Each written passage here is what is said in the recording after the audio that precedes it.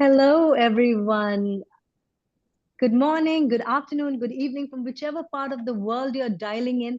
I can see quite a few of you who have started streaming into the session. Um, Again, like I said, it's a very, very exciting masterclass brought to you today by St. John's University, located in New York, USA. I am sure that's a popular choice on all of your minds to study abroad.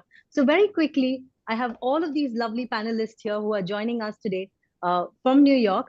I am dialing in from Mumbai, and I really want to know where our participants are coming in from today. So, in the chat window, very quickly, let us know which city you all are dialing in from. I can see we have edged close to 100 of you who have started dialing in. So, we have someone who's from Delhi. Okay, we have another someone who's from Delhi. We have someone from Kerala, Pune.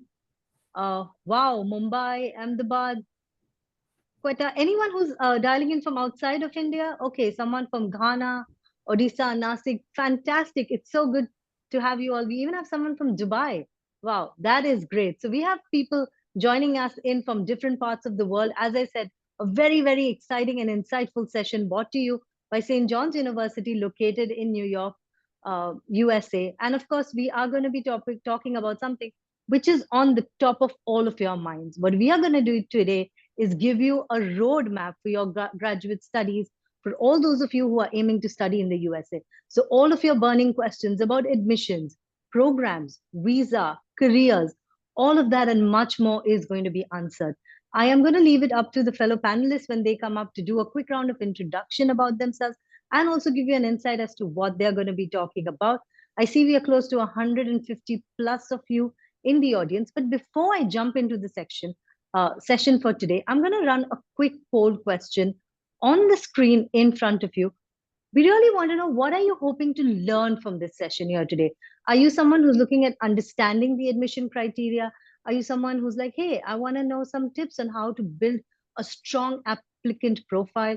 Are you someone who's interested in knowing more information about funding and scholarships? Are you someone who wants to know what are the career opportunities for you as an international student if you were to go and study at St. John's University? Or are you someone who wants to know all of the above and a lot more, because yes, US is your destination of choice and St. John's should be your top priority.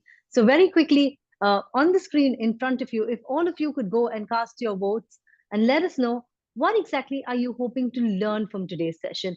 The right answer, I would say, would be all of the above, but I'm going to leave you guys to do that because I'm sure a lot of you have done a lot of homework into this. I'm going to keep the poll running for a few more seconds, requesting all those uh, who haven't sort of yet gone and cast their vote to let us know what exactly are they looking to or hoping to understand from today's session. Great. With that, I'm going to end the poll and publish the results in front of you.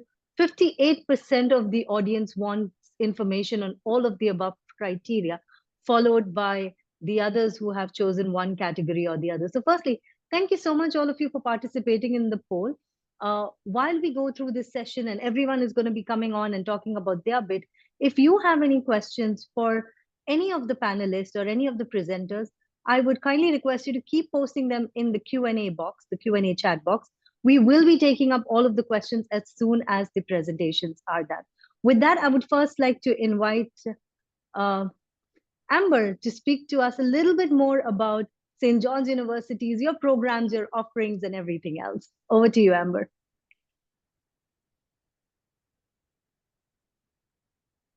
Amber, you're on mute.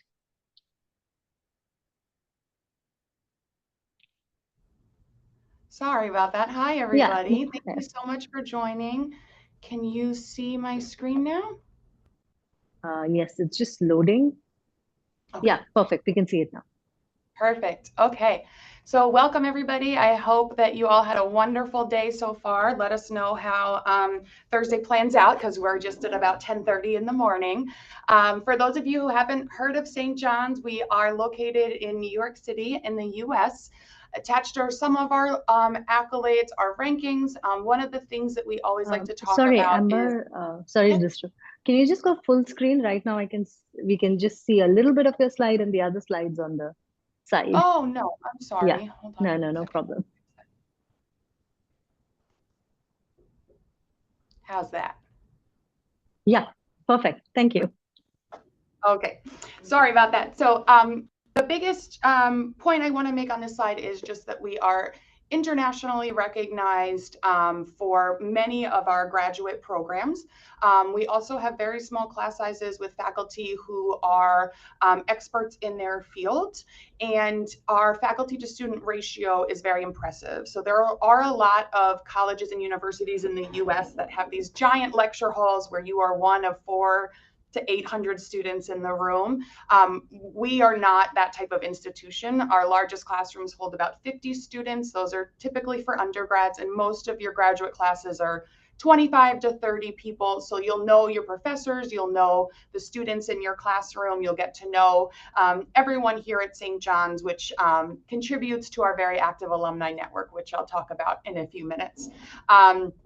As you can see, a lot of rankings for our programs across all of our colleges. Every year we raise in numbers and they add more programs to the list, but this is just a small sampling.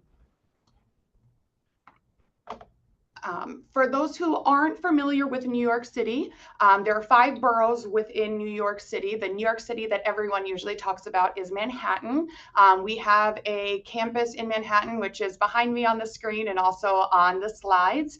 That hosts most of our graduate business programs, as well as some of our School of Education programs as well.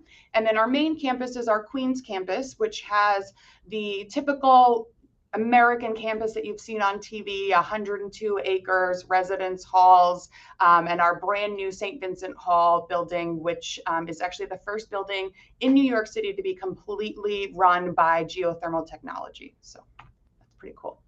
Our stats, we have just short of 2,000 students currently enrolled at all of our 2 campuses and 5 locations. We represent 45 states and 118 countries, 180 student organizations on campus, and 195 plus living alumni. So as we'll talk about, and I hope you learn from today, Johnnies are very proud to be Johnnies. Alumni, including myself and many others on the call, are very proud to be St. John's alum, and to the point where, as I'm sure Lisa will talk about, we even have a lot of alum who come back for our career and internship fairs to recruit current students because they understand the value of a St. John's education. This is some of our graduate outcomes. So in total, about 93% of our grads are hired or enrolled in another terminal program after graduation. 96 would recommend St. John's, and 98 are in a position that relates to their career goal. For those of you who follow sports in the US, especially basketball, we are very excited this year because we are the Big East champions, which is our conference right now. And tonight we play our first matchup in March Madness. We are seed 2. This is a huge year for us. And so if you don't follow college basketball, this is the year to start, because we're very, very, very excited. And hopefully you can catch a little bit of that over there. In addition to basketball, we have 17 Division I sports. You can see our club sports and intramural sports listed here as well. And then in terms of admission, just quickly going to go over what we require for the application. So obviously we're looking for the online application. Everyone who attends today will receive an application fee waiver. We also will need your transcripts from all the institutions you've attended since high school. We'll need your resume and an essay. Depending on the program, we'll need 1 to 3 letters of recommendation. Very few of our programs still require the GREs. If you have specific questions about which ones do, I'm happy to answer that for you. And then for some of our programs, especially English or doctoral level programs, they do require writing samples, lab papers, term papers, things like that. If your education is outside of the US, we will require foreign transcript evaluation, which is course by course and includes a GPA calculation. You can use any NACES member, WES. We do have an agreement with SpanTran, so they provide a discount for international students. And then we do require the TOEFL, IELTS, Duolingo, or PTE for all international applicants as well. In terms of our scholarships, we automatically review all accepted students for graduate scholarships based on the program that you're in and based on your application. We also have endowed and external scholarships, which are independent of your application review, and then GA positions and fellowships, which are very competitive positions that basically provide full tuition coverage and a stipend for our high achieving students. And then very quickly, I'm just going to show on the screen some of our graduate program offerings. As you can see, we have 65 plus options available. So not going to list them all out, but just going to quickly show through the slides so that you can hopefully see something that you're interested in or something that promotes a question that you may have that we'd be happy to answer. But the vast majority of programs that you may be looking for are on this list here.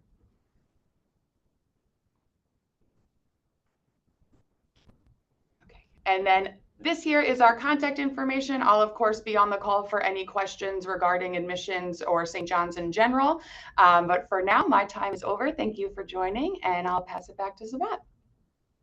Thank you. Thank you so much, Amber, for that very, very insightful session. I can see quite a few questions which have already lined in, but I would request all of the audience to please stay around till the very end. Most of your questions are going to be answered in one of these presentations, and then we will be taking up the rest at the end of it. With that, I would now like to invite Tom to speak to you about ways to finance a graduate career. I'm sure that's a question on most of your minds. So over to you, Tom. Hello, everyone. I'm Tom Marlowe, Senior Assistant Director of Student Financial Services here at St. John's. And can you see my screen? Yes, we can. Yes, yeah. Okay, great. So financial education at St. John's is done in several different ways. Get to the next slide here. Okay, so our mission is we provide our students and families with information that they need to navigate and understand the financial aid and payment process here at St. John's. Hopefully the information here will be useful to you today. So we use a computer as we're fully automated, so you can find all information about your financial aid and your bills, etc., through our UIS system, which is University Information System. So that's just a screenshot of what it looks like. And so when you apply for St. John's, those who have U.S. citizenship or eligible non-citizen can file a FAFSA and they get some awards, but all our students, as Amber said, receive aid from St. John's. They may get a scholarship, and that will be listed here on your financial aid award view. That's part of the financial aid process. And any private loans you may take will also be shown here. So UIS, you can check your eligibility for loans, any requirements, you update your personal information, your address, your phone numbers, emergency contacts, etc. It's your responsibility as a student to keep us informed of any changes that may occur. So we request that you always look at UIS because things do change. And so you'll get information from the financial aid office and the bursar through your UIS system. Now, if you're selected for verification, that's the people who can apply for a FAFSA. We just ask for information from you, but that'll be on the requirement screen. So I'm not going to dwell too much on that because many students who are international aren't eligible for that. So every semester we send out electronic bill. We call it an e-bill. And for the fall semester, it will come out on June 16th, 2025, with a due date at around July 21st, about a month later. Now, we only bill our students for direct costs, tuition fees, and if you're living on campus, housing and your meal plan. So this is how you would look for your e-bill. You log on to UIS system, go to your student account suite, click on that, and then it will bring you to this. And this is an image of a bill. So the charges are on the left side of the bill, and any credits you have, scholarships, loans, etc., on the right. If some of your financial aid is missing when you get this e-bill, please contact us so we can update it, because these are fixed on the date we send out the bill, and any subsequent changes will be added later. So please contact us if something is missing from your bill. Remember, we always encourage our students to set up an authorized user. That could be a parent, someone else who could log onto your account, review your balance, especially those who are assisting you in funding your education. So this way they can review just your bills. They don't have any access to any of the academic information. The only thing they can see is your semester bills. Now, the payment options we have, of course, you pay by check, credit card, ACH payment, or wire transfer. We encourage our students who have balances to consider a payment plan, spread out the payments over a few months. And if you're a FAFSA filer, consider a federal student loan or federal plus loan option. And some students consider a combination of loans and payment plans. Now, payment plans are good because it could spread out the payments up to 5 payments over the semester, so you don't have to make one initial payment. And there's no interest, it's just a fee for each plan. And the plans look like this. This is our current plan. The gold plan is our preferred plan because it's the least expensive. It's $50 per semester, and it gives you 5 payments. You make an initial payment 25% down on before July 16th, and then the remaining payments are divided August, September, October, and November. So it just spreads out the cost of your payment. And this is eligible for all students, whether they have financial aid, loans or not, or just want to spread out the payments by cash. That's one way to do it. Now, we do accept international payments through Flywire, and this is the process here. So you can pay for almost any country and bank. So this is good for our international students. And so this information is on our website, but I just want to bring it to your attention. So it's here so that you can only send funds that are for education purposes, for tuition fees, and if you live on campus, room and board. Any excess funds cannot be sent. It's only used for charges for the university. No, private loans, a lot of our students who aren't eligible for any US federal loans can take private loans. So the international lenders, and there are US lenders. So the difference is that a US lender will require a US citizen to co-sign the loan and self-certification by the US government.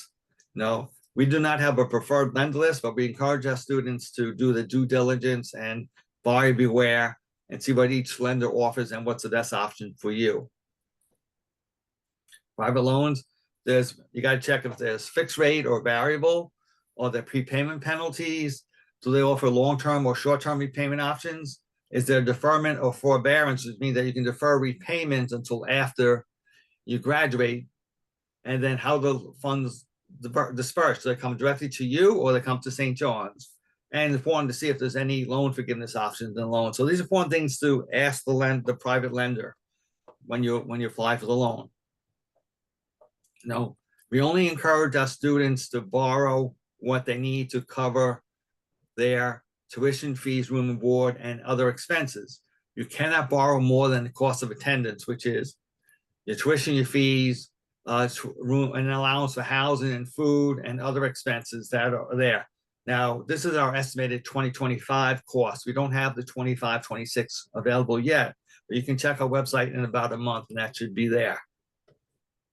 Now, other financial options, external scholarship, as was spoken, we have faculty, alumni and other people who donate money for students, and they're endowed scholarships. You could write a letter asking if we can find a match for you for a scholarship. So that's one way.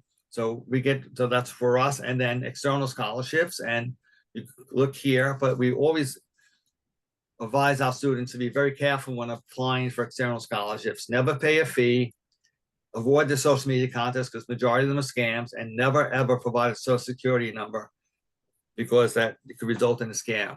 Okay, so anytime you get an external scholarship, you're required by US federal law to let St. John's know of that. And questions will be at the end. I want to thank you all for your time, and I look forward to seeing some of you on campus in the fall. Thank you. Thank you so much, Tom, for your very insightful presentation. I'm sure that has answered some of the questions that have come into the chat window. Of course, if you have more questions for Tom, please feel free to drop them in the Q&A box, and we will be taking them up shortly. With that, I would now like to invite Amy to speak to us about the visa process, especially for international student services. Okay, can you see my screen? Yes. Yes, if you could just go full screen. Yeah, perfect. Well. Okay. Hi, everybody. Thank you so much for joining us today. This presentation is going to be on how to study as an international student at St. John's University. So I'm going to go over what the office does, how to apply for an I-20, and tips on applying for your F1 visa. Oh, and I didn't introduce myself initially. My name is Amy Schoenfeld. I'm the director for the International Student and Scholar Services Office. And I'm so glad to be joining this presentation today. So we're located in Marillac Hall, room 210. I provided here our email address. As you are going through and applying for your I-20, if you have any questions or concerns and you want to meet with an advisor, you can schedule a virtual appointment now. I provided the link there. We're happy to meet with you and go over any questions you have about the I-20 process, about applying for your visa. We're here to help you. So what do? Our office is specifically on campus for you. We're here to help you maintain your immigration status, advise you on what the academic requirements are to attend St. John's University as an international student. We can help you with the cultural adjustment. I know it might be really tough coming to the US for the very first time. You might experience culture shock. Please know that we're here to assist you. We are your office on campus. We're going to help you with every aspect of life and learning in the US, including information applying for your I-20, applying for your visa, employment options, what your benefits are here in the US. We can help you with all these logistics. We're your first stop for information and services, and we're always here to listen. So we hope that you'll come and visit us, and we are trying, our top priority is to make the most of your educational experience here at St. John's. So applying for your I-20. So what is an I-20 and why do you need one? So the Form I-20 is the government form that St. John's uses to certify that you are coming to the US to study in a full course of study, that you're going to be a full-time student, that you're also eligible to study in the United States. So we can issue this form to you once you've shown that you have enough financial capability to both study and live. How do you get the Form I-20? The I-20 application form should have been emailed to you if you've applied to the university. We send out emails every 2 weeks with the application form and information on what's needed. You should start the I-20 process as soon as possible. That way, once your I-20 is issued, you can go ahead and apply for your visa. Some visa posts, the wait times are very, very long right now. So we do recommend that you start right away. So that way, once your I-20 is issued, you could go ahead and apply for the visa right away. So a few points to remember, the I-20 does not automatically come with your admission. You're going to need to apply for it. A bank statement is not enough. So if you just submit a bank statement, we can't issue your I-20 with the bank statement alone. We ask that you do not confuse proof of income with bank statements. We need to see liquid funds for the initial year of study in order to issue your I-20. We ask that you read the I-20 application instructions very carefully. We go over details with exactly what you need to submit and what we are looking for. So a few rules for getting your I-20. Like I said prior, you need to be a bona fide student, which is a full-time student accepted into a program of study at St. John's. You must prove to us that you can support the cost of living for both studying and living in the United States. On page 5 of our I-20 application form, there's a detailed explanation of the finances that you need to show us for your program of study. Each graduate program, the tuition rates are a little bit different, so your fees might be different than, a peer of yours. These requirements are not negotiable, and they actually represent an average budget. We ask that you should have about 10% more funding to come in the US because there will be other expenses that you might not expect. It's very expensive to live in the United States, especially in New York. Your sources of financial support. So your financial support can come from a combination of any of the following. So it could be a sponsor, a financial sponsor such as your parents or a relative, a friend.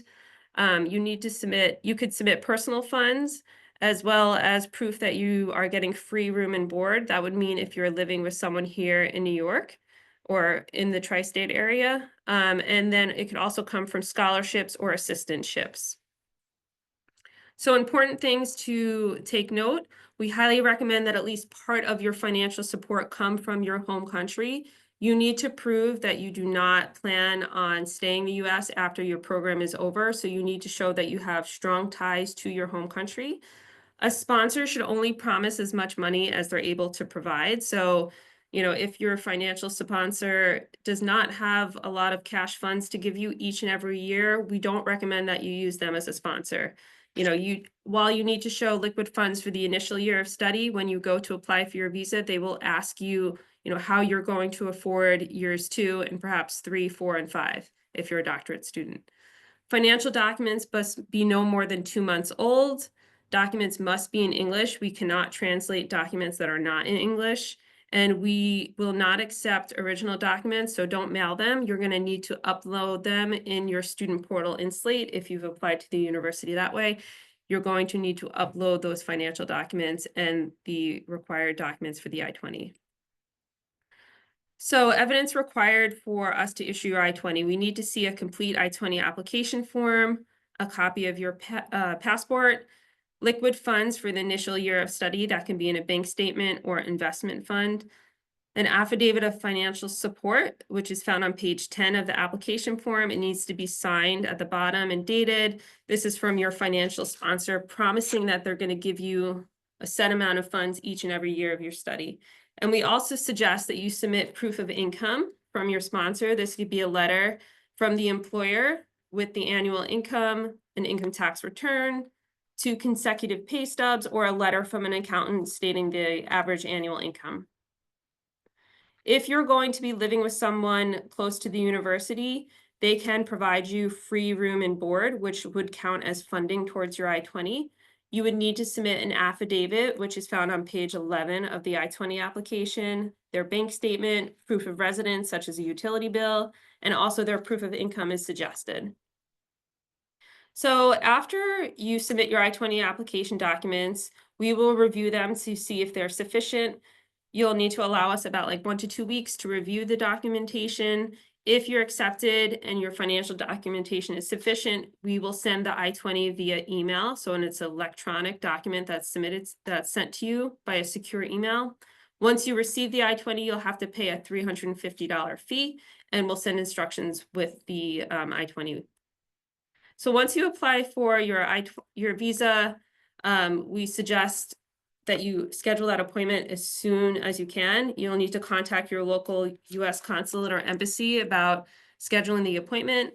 Here is a list of embassies and consulates in abroad for you to apply for the F1 visa. Like I said, you need to apply way in advance, and you will need to complete another form for the U.S. Embassy. That is the DS-160, and they may have other forms for you to submit as well. Each embassy runs differently, so you'll need to follow whatever instructions they give you.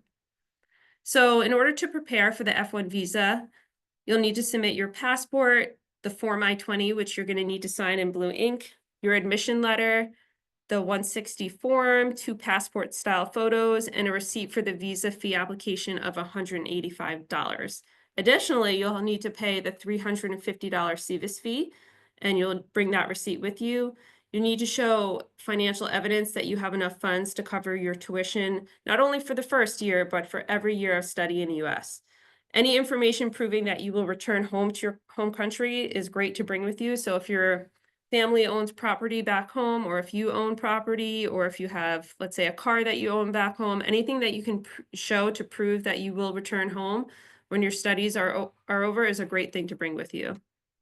So some sample questions that will be asked of you is, why do you want to study in the US? Why do you want to pursue this program of study? And why did you specifically choose St. John's University? You're going to need to be ready to clearly explain your answers to all of these questions. And, make sure that I would suggest that you practice your English before you go. Make sure that you're prepared. You can do, let's say, a mock interview or something with your friends and family to make sure you're very, very prepared. You should answer all the questions honestly and openly. If the visa officer sees that you've lied about anything, it could be, they could not issue your visa. So be open and honest. Don't talk about any family members or friends that are in the US. You don't want to show that you have strong ties to the US. You want to show that you have strong ties to your home country. And lastly, do not talk about working in the US unless you've been awarded a teaching assistantship or a fellowship. You don't want to show that you will be working here. Your primary goal is you're going to show that you're going to be studying. Once you've arrive to the US with our I-20 and the visa, you're going to need to virtually check in to my office. It's really important that you do this. This shows that, you know, you've entered the US, and then we relay to immigration that you've arrived and you're registered for a full course of study. And I've just listed here the documents that you need to check in with, just so that you are aware.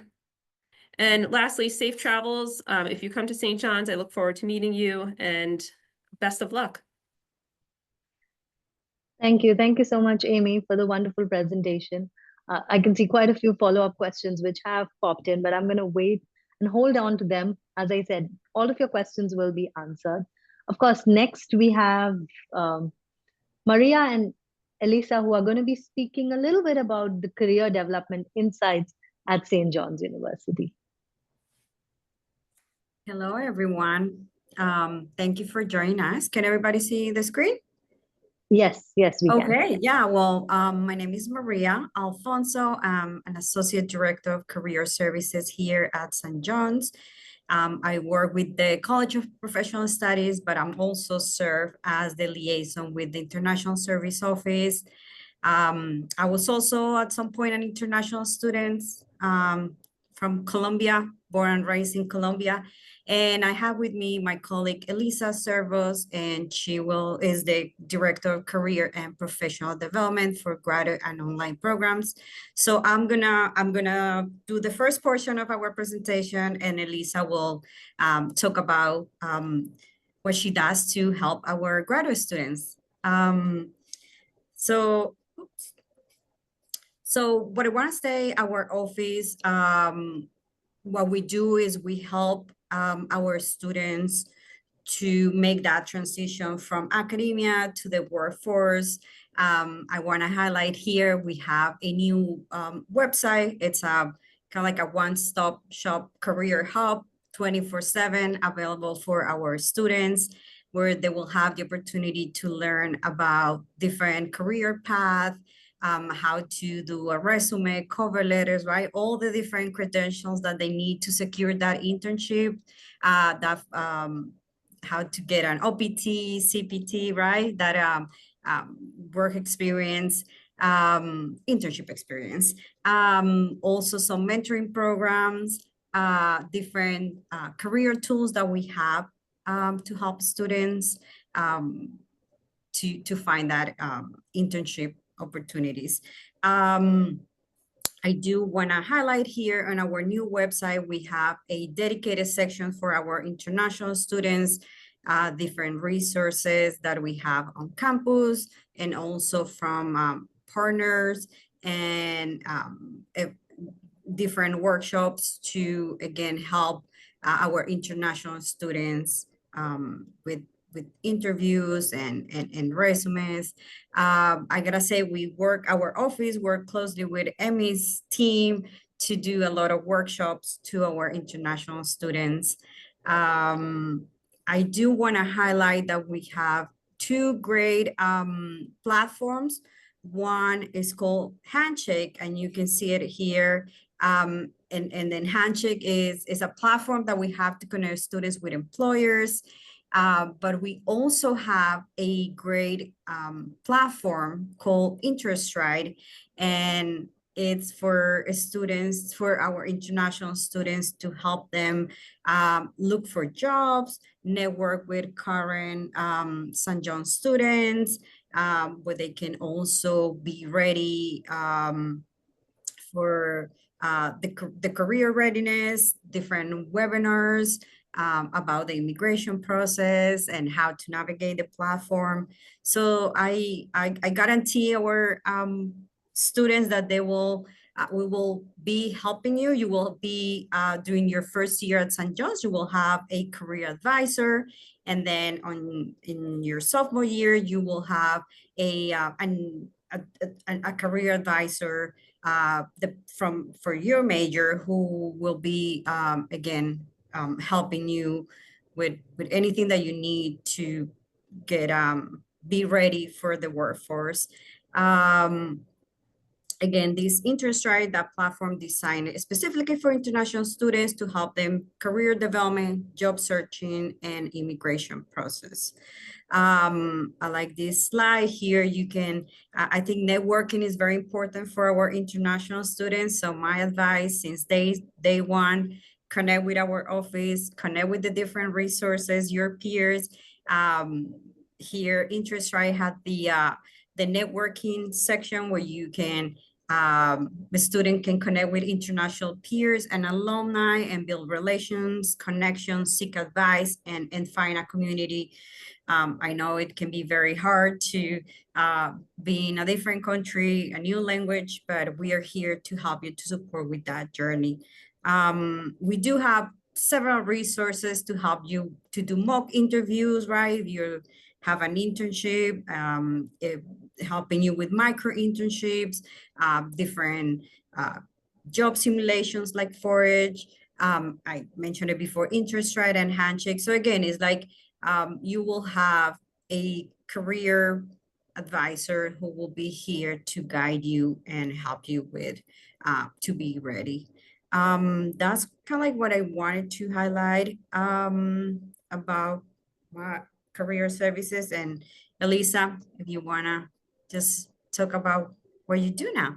Yeah, sure. Thank you, Maria, and welcome everyone. My name is Elisa, and I am a certified coach who has about 15 years of experience working globally with international executives, people in the workforce. And what I focus on mainly is professional development and leadership development and the soft skills. So no matter what country or culture or company that you work for, once you begin working, and some of you may be coming in for your graduate studies here that are already in the workforce, you will know that it takes more than just a skill to succeed and thrive in your journey, in your career journey. So my role was introduced in January for the first time, and this, I specifically work with graduate students on professional development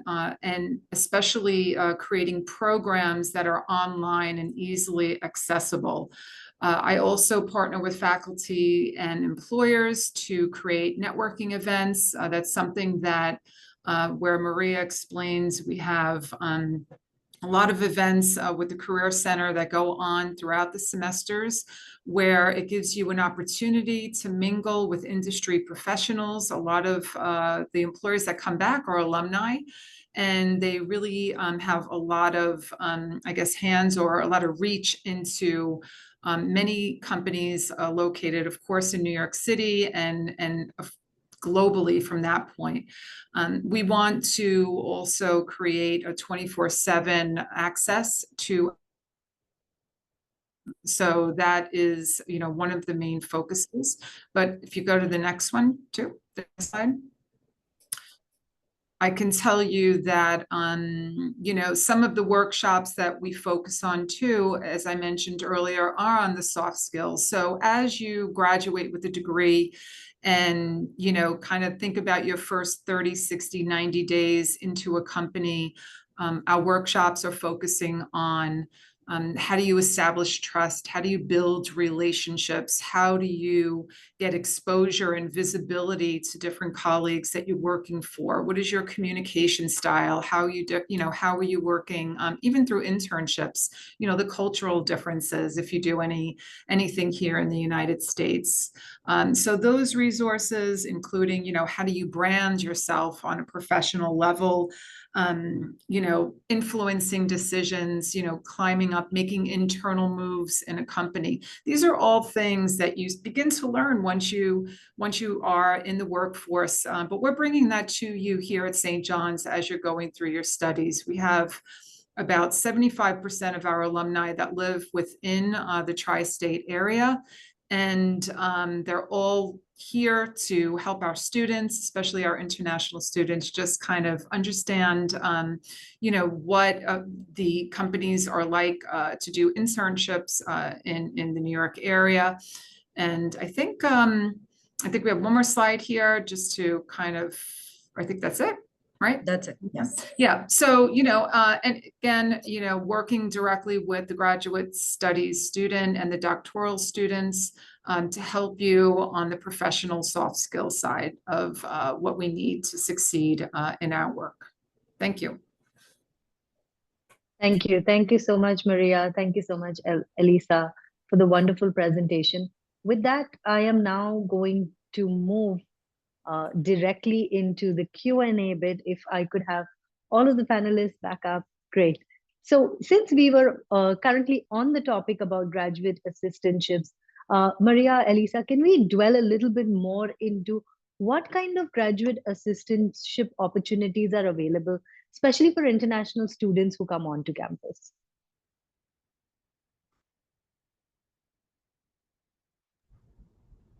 Hi, I wonder if it's better for me to jump in, if that's Yes. okay. Yeah. As far as the graduate assistantships go, when students are submitting their admission application to the university, they'll be asked if they'd like to be considered for a GA position. If they indicate yes, then they'll receive the essay as an optional component in the admission requirements in their checklist, and then they can submit the application. Right now, the process is actually changing a little bit for the fall cycle. So as long as anybody who's applying for the fall has their application in the system, they've done everything they can for now, and then we'll send out some information on how to apply. But in general, it's just having a competitive application and then some of the background that each position's looking for. So some of the positions are with faculty focusing on research or helping in the classroom. And then some of the positions are within more administrative offices helping with budgets or social media or marketing or anything that they may need. Great, thank you. I would like to add, right now, we do have a graduate assistant here in Career Services. She's from Germany, and I gotta say, we do work with her. She helps us a lot of kind of like understanding how we can support better our international students, so. Great, thank you. Thank you so much for that. That was really helpful. And I hope that answers your question. A couple of you had some questions about that. I'm going to take up another very important question, which is something which is on the mind of a lot of international students. Can you speak a little bit about what is the difference between CPT and OPT, and how does that work for an international student coming into the US? Sure, I can answer that. So just so you're aware, as a new international student, you have to wait 1 academic year once you enter the US before you're eligible to pursue CPT or OPT. CPT is called curricular practical training. Essentially, it's an internship opportunity. In order to use CPT, you'd have to register for an internship course. So you'd have to speak with your academic advisor to see if an internship course is available in your program of study. If it is, then you could register for the class. You would fill out an online application with us, and then we would issue you a new I-20, which gives you the authorization to work off campus pursuing that internship. OPT, or optional practical training, this application you would be applying for to USCIS. Right now, there is a $410 fee to apply for the OPT. You're given 12 months of OPT per educational level. Most students choose to save the OPT for when they graduate, so you're able to stay in the US for 1 year and work in your field of study. You can also, let's say, use it during the summer break. If your program doesn't offer an internship class, then you could work during the summer. But once you apply for that OPT time, it's used, and you have the 12 months. So if you use, let's say, 2 months in the summer, you'd have 10 months for after you graduate. Great. Thank you. Thank you so much, Amy. Amy, kind of building on while we are on the topics of visas, you spoke in detail about the visa process. Can you also share some tips or guidance to students about typical common mistakes that they should avoid, or pitfalls that they should avoid or be aware of when they're applying for their F1 visas? I guess the number one thing, well, a few things. The source of funding, you should definitely have source of funding that comes from your home country, because it shows that you have proof of strong ties.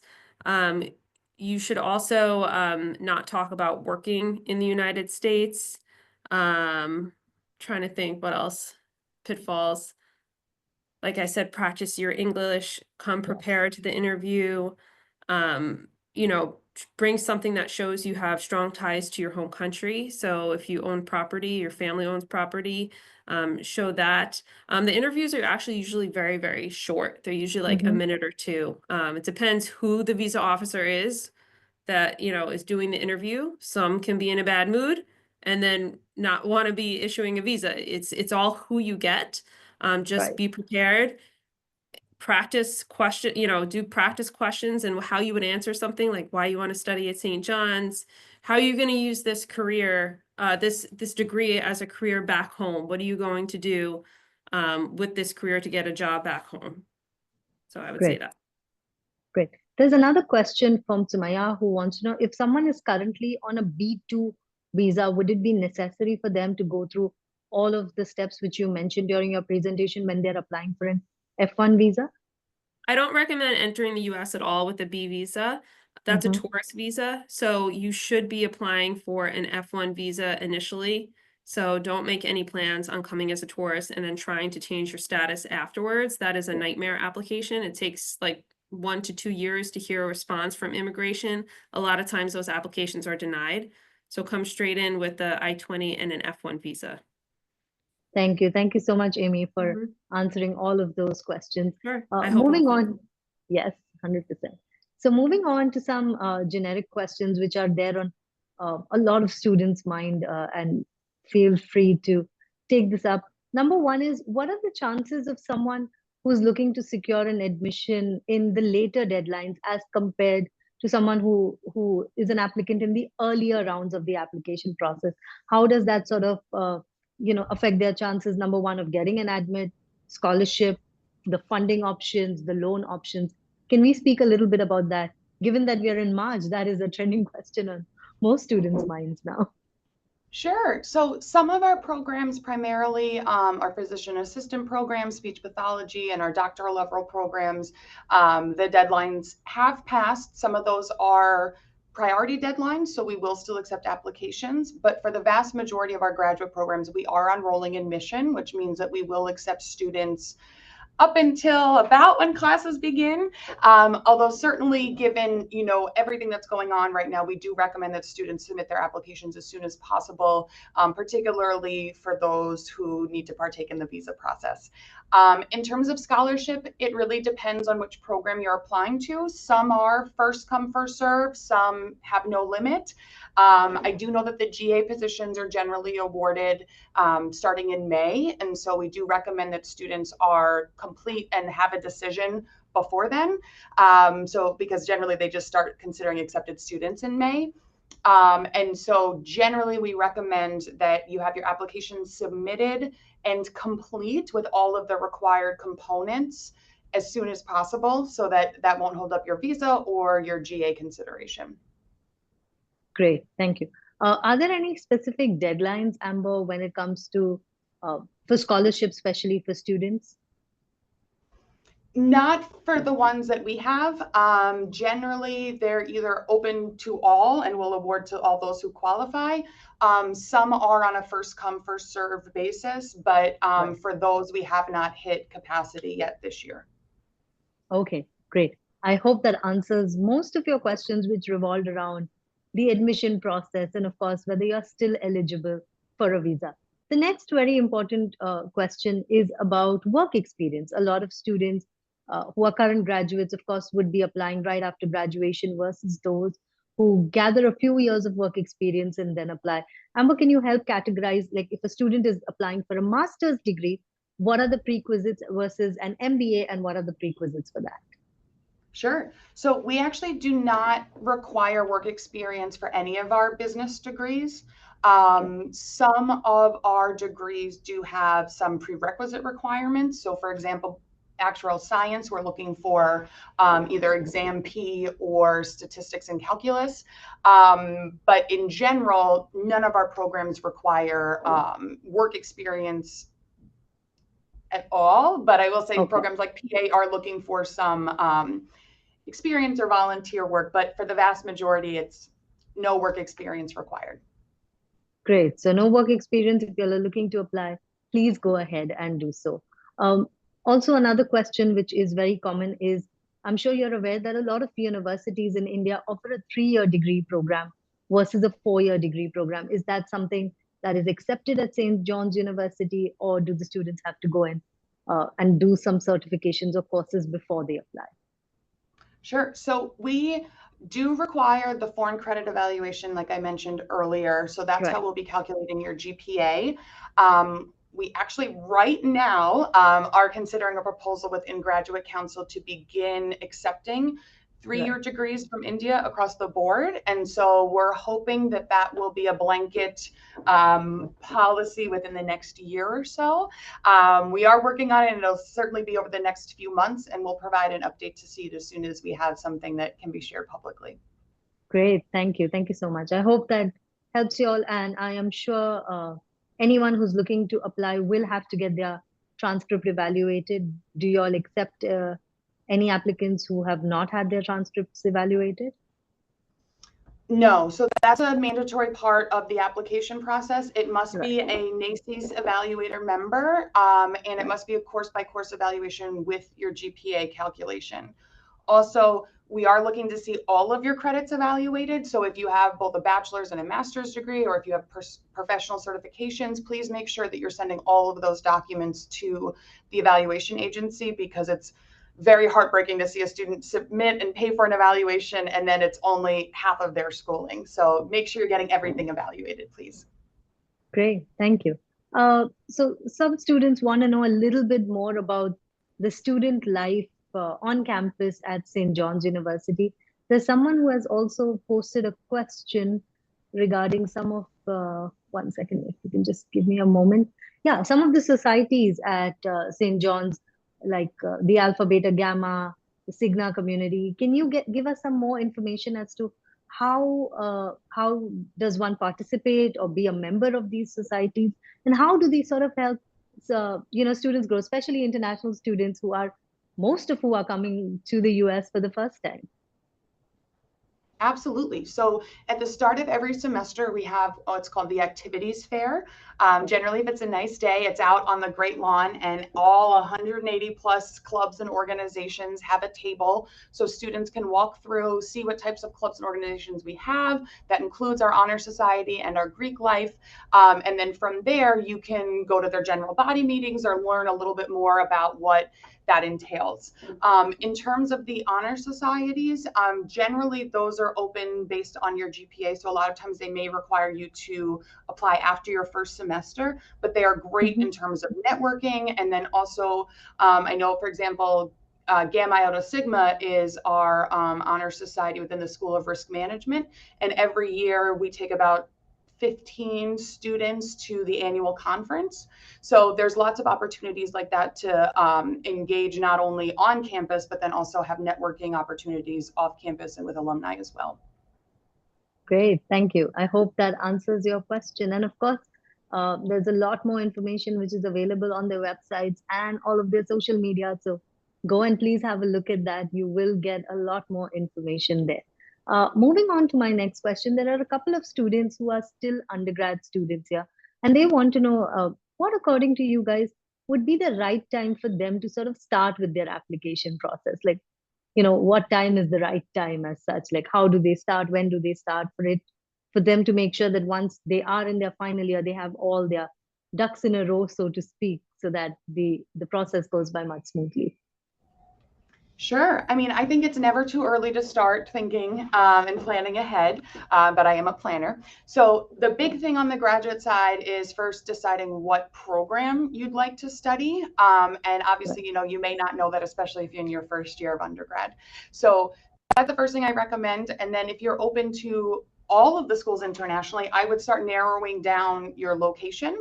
And then generally what I recommend for students is to create a spreadsheet or another document where you can track the schools that you're interested in applying to, what their application fee is, what their application requirements are, any deadlines, upcoming events, maybe your admission counselor that you're in touch with that can help assist with any questions. And then that way it kind of lays out for you everything that you need to know in terms of the application process.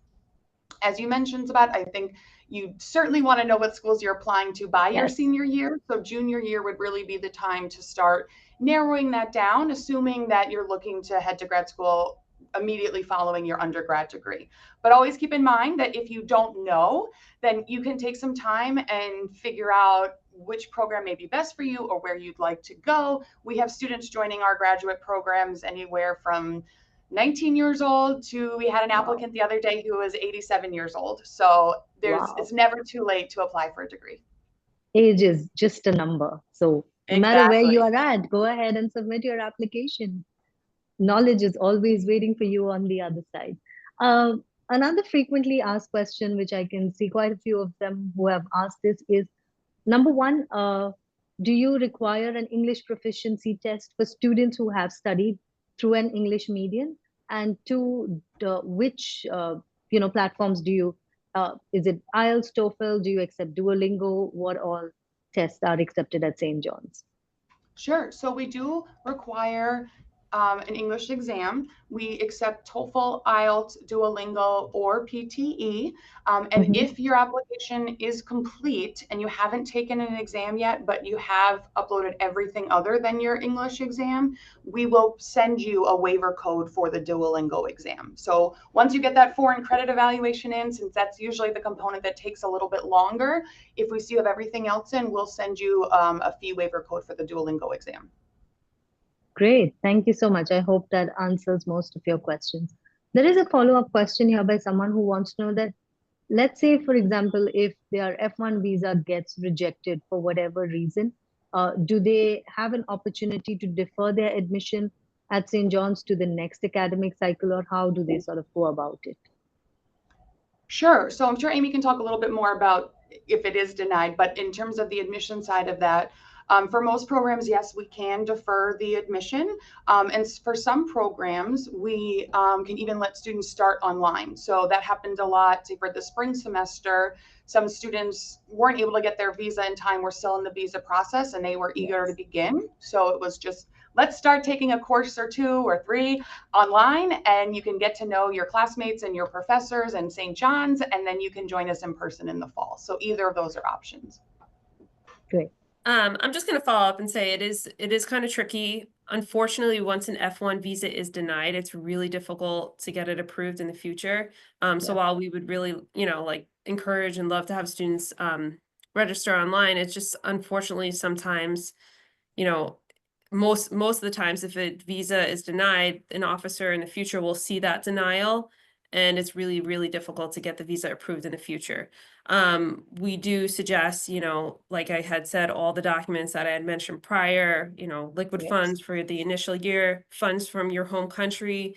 Maybe you can even get an employer to write a letter saying they'd love to prospectively, look at your application as someone they might want to hire when you return. Something to show proof of strong ties, but it's just very difficult. We have had students who've tried to get their visa approved after it's been denied. And unfortunately, a lot of times it just doesn't work out, if I'm being honest. Great, Amber, Amy, thank you so much for your contribution.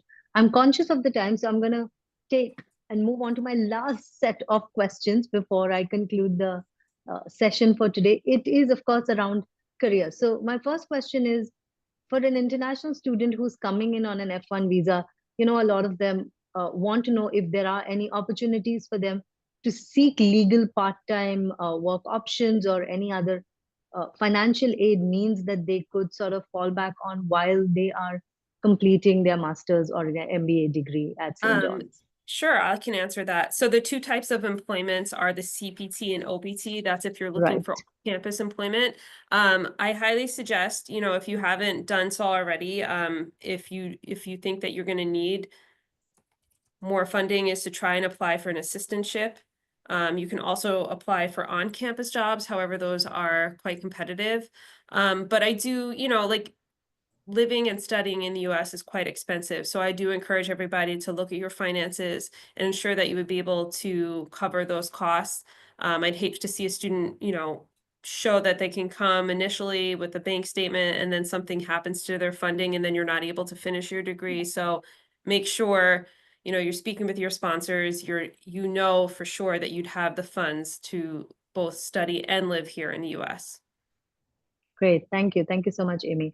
My last question, of course, is around some of, so, you know, a lot of students who are coming, they want to know what are the kind of industry connections that you have, and where have you seen like a lot of students from St. John's being hired or placed into after their graduation in the past year or so?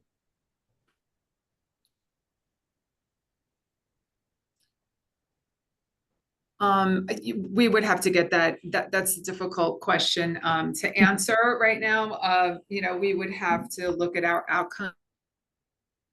A gentleman that can do that, but off the top of our heads, I couldn't really tell you. Okay, no problem. Before I let you go, if all of you could just share one final piece of advice before to all the prospective applicants out there who are looking to apply in the future. If all of you could just share one piece of advice.